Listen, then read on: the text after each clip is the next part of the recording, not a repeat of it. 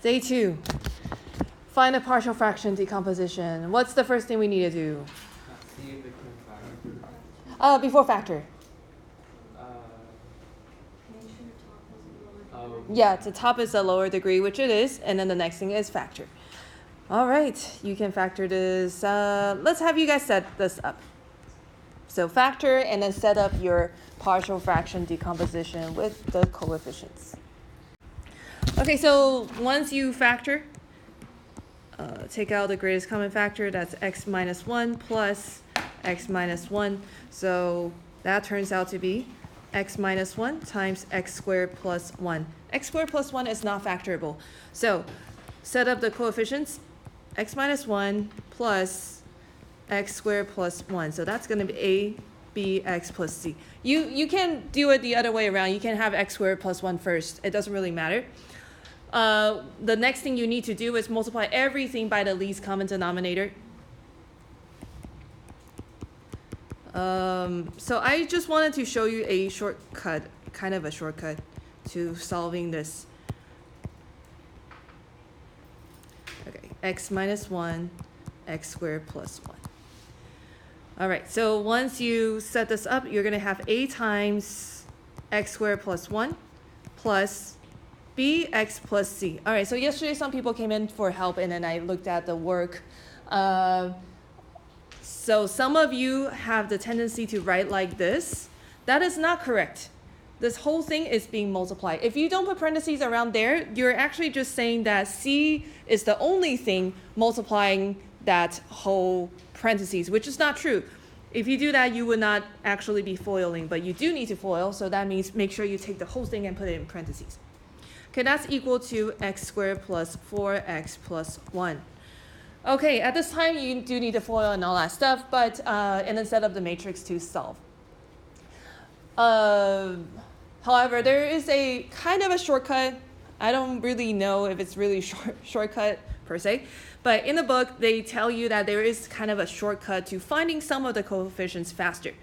For example, in this one, if you take a look, this only works in linear terms. So for example, this one, x minus 1. What does x have to be so that this whole thing is 0? 1. So then what we can do is we can just say that, let's say x is 1. Then I'm going to put x equals 1 on everything.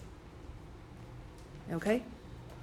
So I'm going to take this whole equation, and then I'm going to assume that x is equal to 1 for everything. So a times 1 squared plus 1 plus b times 1 plus c times 1 minus 1 equals to 1 squared plus 4 times 1 plus 1. Does that make sense? The reason I am picking 1 is so that this part is going to be 0. So it just helps me get rid of b and c all at once, so I can just find a. So it's a little bit of a shortcut, but, you know, it saves you a little bit of time, but you still had to solve for b and c, so not sure if it really helps. So this part is 0. This part is going to be 2a. This part is 1 plus 4 plus 1, so 6. So a is 3. So it's a fast way to solve for at least one coefficient. Are you guys with me? So the trick, again, is if you have a linear term, then when x is equal to something, that term has to be gone. Then since that's 0, you can use it to solve other coefficients really quickly. Okay, now we have to find b and c. Still. So we can use the same trick, but it's not going to be that helpful. We can make x equal to another number and then get another equation. -1? Yeah, you can make it equal to -1. 0 is also very good because 0 makes you get, you know, a lot of it will be gone. So in that same equation, that blue one, put in x equals 0. So a times 0 plus 1 plus b times 0 plus c times 0 minus 1 is equal to, since that's all 0, I'm just going to do it in my head, so it's just 1. So that means a plus c times negative 1 is 1. But we already know what a is. A is 3. So 3 minus c is equal to 1. That means c is 2. Okay, so I guess quite quickly, we already solved for a and c. We just need to find b now. So once you start with this method, you almost have to just continue with that method. So you got to pick another number for x. What number do you guys want to do?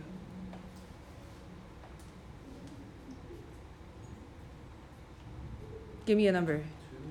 2? Okay. X equals 2. All right, I don't remember my equation anymore. Okay, a times 2 squared plus 1 plus b times 2 plus c times 2 minus 1 equals 2 squared plus 4 times 2 plus 1. Okay, that's 5a plus 2b plus c times 1 equals 13, right?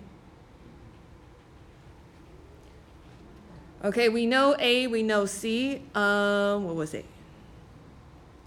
3. 5 times 3 plus 2b plus 2 equals 13.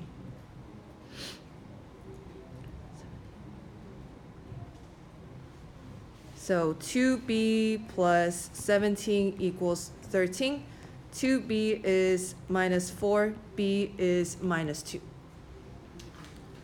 Okay, what do you guys think? Is this method, do you guys, no. Caleb's like, no, this is not any better. No. Okay, well, let's just forget this method. This is one other method you can do. Maybe faster, maybe not. Okay, so either way, this is the answer. 3 over x minus 1 plus negative 2x plus 2 over x squared plus 1. So again, you don't have to do it this way. You could just do what we did yesterday. All right, let's have you guys try one. All right, first, check that the degree in the numerator is smaller than the denominator. Is that true? Yes. Next, factor the denominator. Is it factorable? Yes, it is factorable. So that was on the homework last night. This is a difference of cube. So hopefully you still remember how to factor difference of cube. Do you remember your SOAP method? Like X minus 1. then x squared plus Oh, no. X squared plus x oh. plus 1. So same, opposite, always positive. Same sign, opposite sign, always positive. And then it goes a, b, a squared, ab, b squared. Does that make sense? Okay, let me do it on the side. A cubed minus b cubed is a minus b times a squared plus ab plus b squared. There's no 2ab, okay? I know we're used to 2ab, but if it's 2ab, it is factorable, but it's not. So x minus 1, and then that second part, that is a nonlinear and not factorable factor. All right, I think you guys can solve this. Let me know when you are done.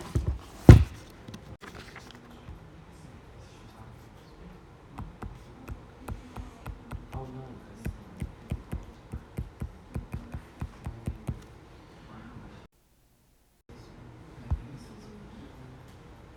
Let me make sure that you are doing the right thing. So the setup would look like this.